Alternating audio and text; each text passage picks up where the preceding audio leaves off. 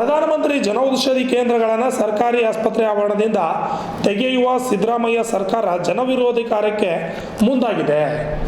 ಈಗಾಗಲೇ ಜನೌಷಧಿಯಿಂದ ಅನೇಕ ಬಡ ಜನರಿಗೆ ಸಹಾಯ ಆಗ್ತಾ ಇತ್ತು. ಆದರೆ ಈ ಒಂದು ಕೆಲಸ ಏನು ಮಾಡ್ತಾ ಇದೆ ರಾಜ್ಯ ಸರ್ಕಾರ, ಸಿದ್ದರಾಮಯ್ಯನವರ ಸರ್ಕಾರ ಜನವಿರೋಧ ಕಾರ್ಯ ಮಾಡ್ತಾ ಇದೆ ಅಂತ ಶಾಸಕ ಪ್ರಭು ಚವ್ಹಾಣ್ ಹೇಳಿಕೆ ನೀಡಿದ್ದಾರೆ.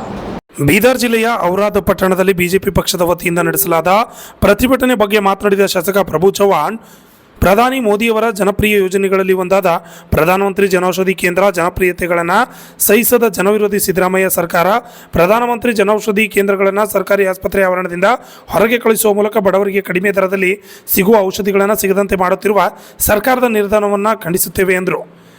ಸಿದ್ದರಾಮಯ್ಯ ಸರ್ಕಾರ ಜನವಿರೋಧಿ ಕಾರ್ಯಕ್ಕೆ ಮುಂದಾಗಿದೆ ಎಂದು ಕಿಡಿಕಾರಿದರು. ಬಸವರಾಜ್ ಪೂಜಾರಿ, ಆರ್ಜ32 ಕನ್ನಡ ನ್ಯೂಸ್, ಬೀದರ್.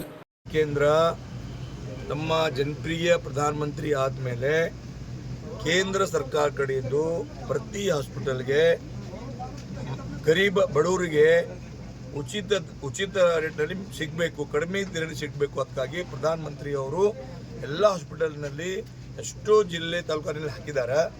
ಈ ಸರ್ಕಾರವು ಬೇಕಂತೂ ವಿರೋಧ ಮಾಡ್ತಾ ಇದ್ದಾರೆ. ಈ ಸಿದ್ದರಾಮಯ್ಯ ಸರ್ಕಾರವು ಜನ ವಿರೋಧಿಯಾಗಿದೆ. ಸಿದ್ದರಾಮಯ್ಯ ಸರ್ಕಾರವು ಬಡವರ ವಿರೋಧಿಯಾಗಿದೆ. ಸಿದ್ದರಾಮಯ್ಯ ಸರ್ಕಾರವು ರೈತರ ವಿರೋಧಿಯಾಗಿದೆ. ನೋಡಿ, ಯಾವ್ದು ಭೀ ಸರಿಯಾಗಿ ಕೆಲಸ ಆಗ್ತಾ ಇಲ್ಲ. ಜನರಿಗೆ ಇಲ್ಲಿ ನಮ್ಮ ರಾಜ್ಯದಲ್ಲಿ ಗುಂಡಾಗಿರಿ ಜಾಸ್ತಿ ಆಗ್ತಾ ಇದೆ, ಆತ್ಮಹತ್ಯೆ ಜಾಸ್ತಿ ಆಗ್ತಾ ಇದೆ. ಅದಕ್ಕಾಗಿ ಸರ್ಕಾರಿ ನಮ್ಮದು ಆಗ್ತಾ ಇದೆ. ಸರ್ಕಾರಿ 5 ವರ್ಷ ಪೂರ್ಣ ಆಗಲ್ಲ.